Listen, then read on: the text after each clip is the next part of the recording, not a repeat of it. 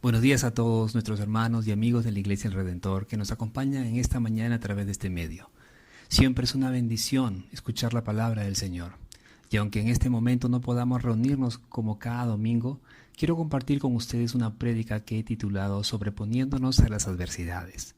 Oremos antes de dar inicio al tema.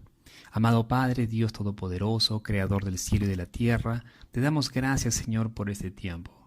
Aunque no podamos estar físicamente juntos, amado Padre, estamos en un mismo sentir, Señor. Y te pedimos que seas tú abriendo nuestro entendimiento, que seas tú, Señor, hablándonos a nuestros corazones a través de tu palabra, Señor. Te pido que me ayudes, amado Padre, a poder exponerla con gracia, Señor, y que seas tú tomando el control de este tiempo, amado Padre. Bendícenos. Te lo pedimos en el nombre de Cristo Jesús, nuestro Señor y Salvador. Amén. Quiero empezar con una pequeña historia. En el año 1980, en las Olimpiadas de Moscú, en una de las competencias de atletismo, en la carrera de 110 metros con valla sucedió algo insólito. Uno de los competidores salió rápido de la línea de partida, pero al llegar al primer obstáculo tumbó la valla y eso causó que el joven se desesperara un poco, pero continuó, siguió corriendo. Llegó a la segunda valla y también la tumbó. Lo mismo pasó con la tercera valla. El joven se notaba desconcertado. Al llegar a la cuarta valla, no solo la tumbó, sino que se cayó y se lastimó la rodilla y se abrió la piel y sangre corría por su pierna. El joven, desde el piso, levantó la cabeza y vio que los demás competidores se alejaban. Y trató de levantarse rápidamente, pero notó que no tenía fuerzas en su pierna herida. Se levantó despacio, con esfuerzo, y empezó a caminar hacia la meta. Los asistentes que estaban al lado de la pista se acercaron a él y le pidieron que saliera para que lo atendieran, pero el joven se rehusó y siguió caminando. A pesar de haber perdido la carrera, el objetivo de este joven era cruzar la línea final. El público, al ver esta escena, se conmovió, se levantó de las gradas, de sus asientos y aplaudieron la valentía y perseverancia de este joven. Lo que estaba haciendo este joven era un ejemplo de cómo sobreponerse a las circunstancias. Y en la vida, queridos amigos, todos vamos a enfrentar adversidades en algún momento. Y quizás podemos tropezar con alguna valla como este joven, pero lo importante es saber levantarse, es saber sobreponerse a las adversidades. La situación que estamos viviendo hoy en día en nuestro país y en el mundo no es nada fácil. Todos de una manera u otra estamos siendo afectados y no sabemos cuánto tiempo durará esta situación. Y es más, aún queda por ver los efectos económicos que todo esto va a traer en las siguientes semanas y en los siguientes meses. Pero a pesar de todo esto, no podemos solo quedarnos lamentándonos. Tenemos que levantarnos como país, tenemos que salir adelante y lo haremos con la ayuda de Dios. Hay un personaje en la Biblia que es un excelente ejemplo acerca de cómo sobreponerse a las adversidades. Y me refiero a José, el hijo de Jacob y Raquel. La mayoría de nosotros conocemos su historia, o hemos oído acerca de él en algún momento y de cómo llegó a convertirse de prisionero a príncipe de un día a otro. Pero la vida de José no fue nada fácil. Al leer la historia de José en la Biblia, podemos notar que a pesar de todo lo que pasó José, se cumple el propósito de Dios de una manera asombrosa en su vida. Ni los fallos de su familia, ni la malicia de los enemigos pudieron impedir que se cumpla el plan divino en la vida de este joven, en la vida de José. Leamos la historia de José, o el comienzo de la historia de José. Génesis capítulo 37, versículos del 1 al 4. La palabra dice: habitó Jacob en la tierra donde había morado su padre, en la tierra de Canaán. Esta es la historia de la familia de Jacob. José, siendo de edad de 17 años, apacentaba las ovejas con sus hermanos, y el joven estaba con los hijos de Bila y con los hijos de Silpa, mujeres de su padre, e informaba José a su padre la mala fama de ellos. Y amaba Israel a José más que a todos sus hijos, porque lo había tenido en su vejez, y le hizo una túnica de diversos colores. Y viendo sus hermanos que su padre lo amaba más que a todos sus hermanos, le aborrecían y no podían hablarle pacíficamente. Pregunto, ¿Por qué es que sus hermanos odiaban tanto a José? Hay varias razones. En primer lugar, Jacob, el papá de José, estaba casado con dos mujeres, y estas eran hermanas, Lea y Raquel. Este hecho en sí ya era un problema, porque estas dos mujeres tenían que competir por el amor de su esposo. Resulta que Lea, la mayor de las hermanas, empezó a darle hijos a Jacob. Le nacieron 4 hijos, uno tras otro. Primero Rubén, luego Simeón, Leví y Judá. Y Lea dejó de dar a luz. Raquel, la hermana menor, al ver que no podía tener hijos, tuvo celos de su hermana. Además, el hecho que una mujer en aquel tiempo no pueda tener hijos era muy mal visto. Era como una maldición o un castigo. Y a pesar que Raquel sabía que Jacob la amaba más a ella que a su hermana, Raquel tuvo celos de Lea. ¿Y qué hizo Raquel? Raquel fue a ver a su esposo, a Jacob, y le dijo: dame hijos o si no me muero. Jacob, al oír esto, se enojó muchísimo con Raquel y le dijo: ¿soy yo acaso Dios? ¿Es él quien te ha hecho estéril? Raquel, al ver que no podía tener hijos, ideó un plan para tenerlos por medio de su sierva, conforme a la costumbre de su pueblo, y fue y le dijo a Jacob: llégate a mi sierva Bila, para que por medio de ella yo también tenga hijos. Y Jacob se llegó a Bila, y ella concibió y le dio un hijo, y lo llamó Dan. Y luego Bila, la sierva de Raquel, le dio otro hijo a Jacob, y lo llamó Neftalí. Y Bila dejó de dar hijos. Lea, al ver lo que su hermana había hecho y que ahora ella, Lea, ya no podía tener hijos, decidió también darle por mujer a su sierva Silpa. Y Jacob se llegó a Silpa, y ella concibió y le dio un hijo, y lo llamó Gad. Y luego le dio otro hijo, y lo llamó Aser. Y Silpa, la sierva de Lea, dejó de dar hijos. Ahora, Jacob tenía 4 hijos con Lea, 2 hijos con Bila y 2 hijos con Silpa. Pero la historia no queda allí. Resulta que Rubén, el hijo mayor de Lea, fue al campo y encontró unas mandrágoras. Una mandrágora era un tipo de fruta que en la antigüedad se creía que podía ser fértil a una mujer estéril. Resulta que Rubén encontró unas mandrágoras y se las trajo a su madre, a Lea. Y Raquel, al ver esto, le pidió a Lea que le diera algunas de las mandrágoras que su hijo había traído. Y Lea le respondió, le dijo a Raquel: ¿te parece poco el haberme quitado a mi marido, que ahora quieres también quitarme las mandrágoras de mi hijo? Raquel, al oír a su hermana, le hace una propuesta. Le dice: te propongo que a cambio de las mandrágoras de tu hijo, Jacob duerma contigo esta noche. Y Lea acepta la propuesta de Raquel. Y resulta que esa noche Lea se queda con Jacob y ella, Lea, queda embarazada nuevamente. Raquel no se esperaba eso. Ahora era otro problema para ella. Lea le dio a luz a Isacar y luego Lea le va a dar otro hijo a Jacob, Zabulón. Ahora Lea tenía 6 hijos de Jacob. Pero ojo aquí, no quiero que piensen que fueron las mandrágoras que hicieron que Lea tuviera hijos nuevamente. Fue Dios quien abrió la matriz de Lea para que ella pudiera concebir de nuevo.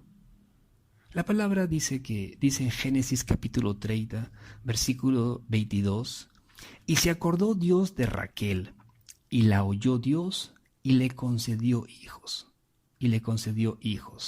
Raquel había estado orando al Señor.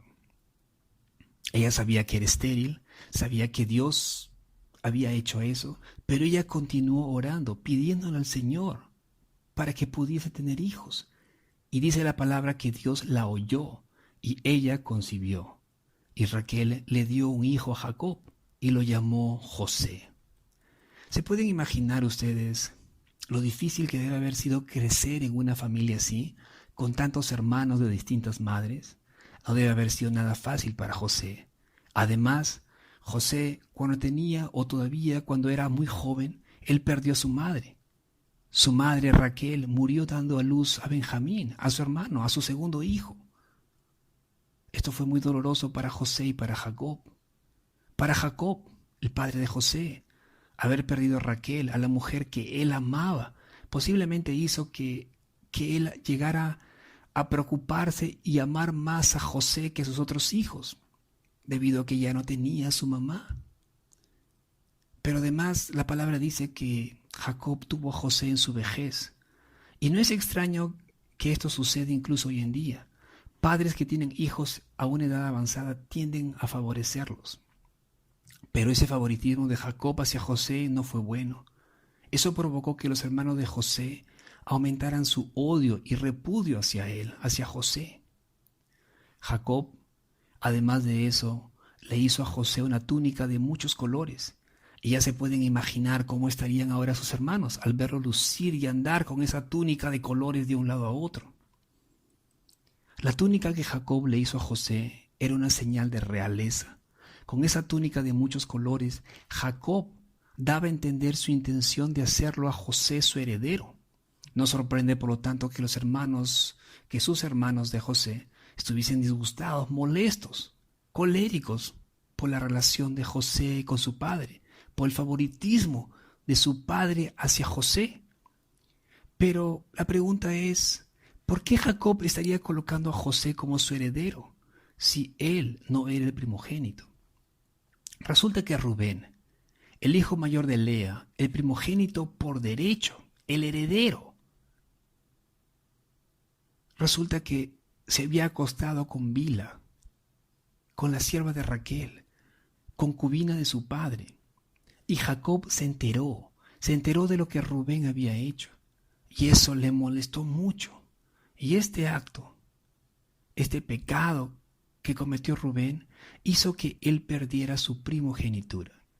Primera de Crónicas 5:1 sobre este hecho dice lo siguiente: y los hijos de Rubén, el primogénito de Israel, es decir, de Jacob, porque él, es decir, Rubén, era el primogénito, mas como profanó la cama de su padre, sus derechos de primogenitura fueron dados a los hijos de José, hijo de Israel, de modo que no está inscrito en la genealogía conforme a los derechos de primogenitura. En otras palabras, Rubén ya no fue contado como el primogénito de Jacob. Esto es lo que dice la palabra. ¿Quién era entonces el que le seguía a Rubén? ¿Quién debería haber sido, según nuestro pensamiento, el heredero? Debería haber sido el segundo hijo de Lea, es decir, Simeón. Pero el heredero tenía que ser el primogénito de una de sus esposas, no el segundo hijo o el tercer hijo, sino el primogénito de una de sus esposas. Por lo tanto, el hijo mayor de Bila como el hijo mayor de Silpa no podían ser, porque ellas no eran esposas legítimas, sino concubinas de Jacob. Por lo tanto, tenía que ser José, el hijo primogénito de Raquel, porque ella era una de las esposas legítimas de Jacob. Por eso la herencia pasó de Rubén a José. Volviendo a la historia de José, cuando él era joven y cuando aún vivía en la casa de su padre. Génesis capítulo 37, versículo 2, nos dice que cuando José tenía 17 años de edad, él apacentaba las ovejas de su padre junto a los hijos de Bila y de Silpa, es decir, de las siervas de Raquel y de Lea. Y dice casi al final del versículo 2 que José informaba a su padre, a Jacob, de la mala fama de ellos. No es que José haya sido un chismoso, como muchos pueden haber pensado. Es evidentemente que los hijos de Bila y Silpa se estaban comportando de manera indigna. Ellos estaban desprestigiando el nombre de su padre, el nombre de Jacob y de toda la familia. Y José tenía la responsabilidad de informar a su padre el comportamiento de sus hermanos. Cuando llegamos a conocer la vida de José, cuando leemos toda su historia en la Biblia, veremos que los ideales espirituales y su comportamiento, el comportamiento de José era distinto al de sus hermanos. Y eso motivó también la envidia y el odio de ellos hacia José.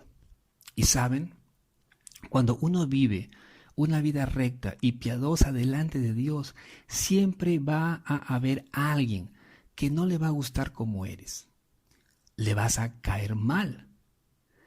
Y es que la santidad causa molestia a la gente que no vive rectamente. La vida pura de José les causaba mucha molestia a sus hermanos. Génesis 37:5 dice: José tuvo un sueño y se lo contó a sus hermanos y ellos lo odiaron aún más. Imagínense, dice que lo odiaron aún más. José les contó, les dijo: he aquí que atábamos gavillas en medio del campo, y he aquí que mi gavilla se levantaba y estaba derecho, y entonces vuestras gavillas se ponían alrededor y se inclinaban hacia mi gavilla. Y sus hermanos le dijeron: ¿acaso reinarás sobre nosotros? ¿O acaso te enseñorearás sobre nosotros? Y lo odiaron aún más por causa de sus sueños y de sus palabras. Pero este no fue el único sueño de José. José tuvo otro sueño y también se lo contó a sus hermanos. Les dijo: he aquí que he soñado otro sueño, y he aquí que el sol y la luna y 11 estrellas se inclinaban a mí. Y lo contó a su padre y a sus hermanos. Y su padre le reprendió y le dijo: ¿qué sueño es este que soñaste? ¿Acaso vendremos yo y tu madre y tus hermanos a postrarnos en tierra ante ti? Los sueños de José no hicieron más que aumentar el odio de sus hermanos hacia él. El primero de los sueños de José era una clara afirmación de que José iba a reinar sobre sus hermanos. Ellos entendieron claramente eso, pero rehusaron aceptarlo. Y es más, le preguntan: ¿reinarás tú sobre nosotros? Si el primer sueño sugería supremacía sobre sus hermanos, el segundo sueño sugería supremacía sobre toda la familia. El segundo sueño no solo enfadó a sus hermanos, sino que además sorprendió a Jacob. Y por eso Jacob, su padre, lo reprende.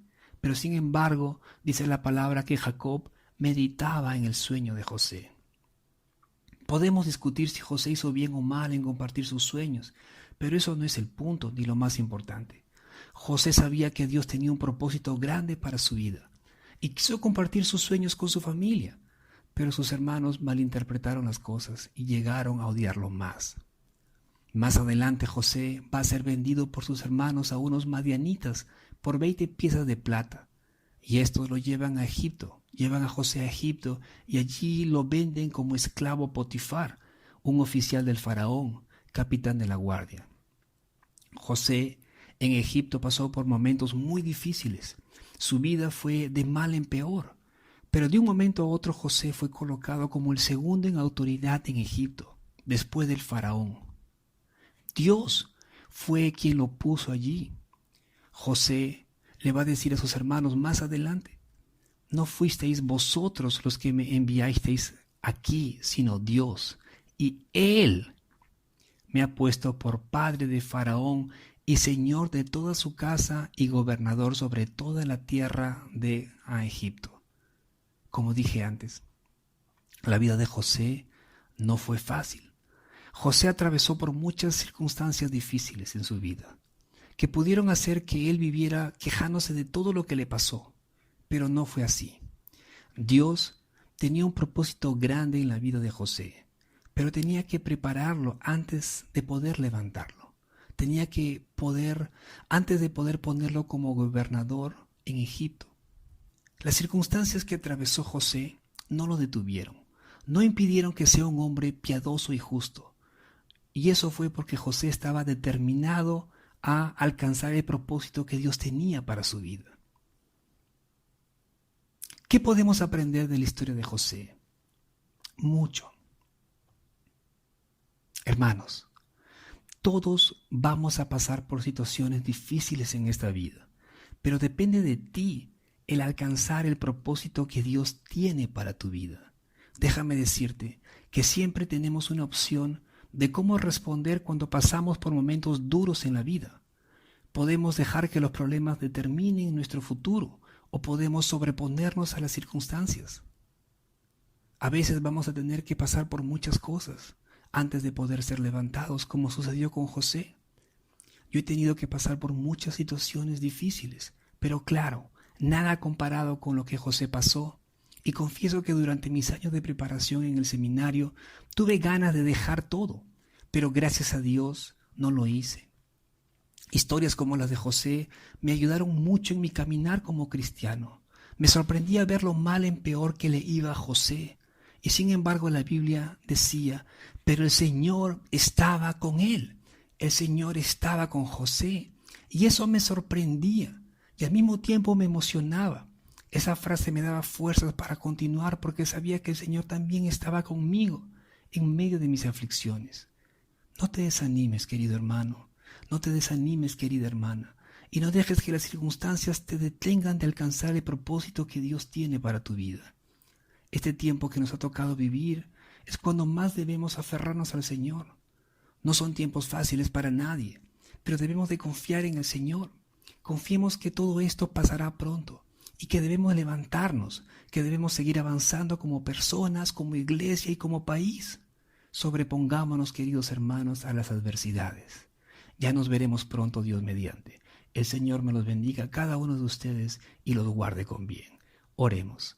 Amado Padre, Dios Todopoderoso, te damos gracias por este tiempo. Gracias por tu palabra, Señor. A través de la vida de José, Señor, aprendemos muchas cosas, Señor. Todos, Señor, pasamos por momentos difíciles.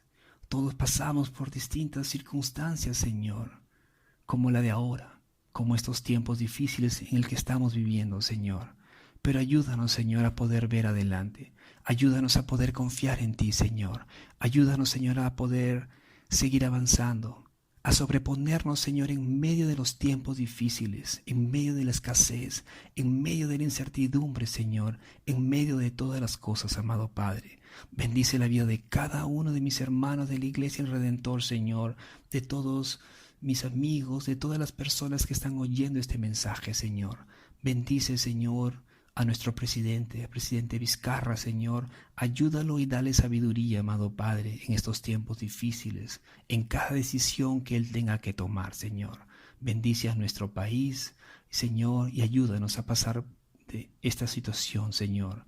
No solo bendice al Perú, sino a cada país. Bendice, Señor, a todas las personas, Señor. Bendícenos, amado Padre. Te damos gracias por todo. En el nombre de Cristo Jesús, nuestro Señor y Salvador, oramos. Amén y amén.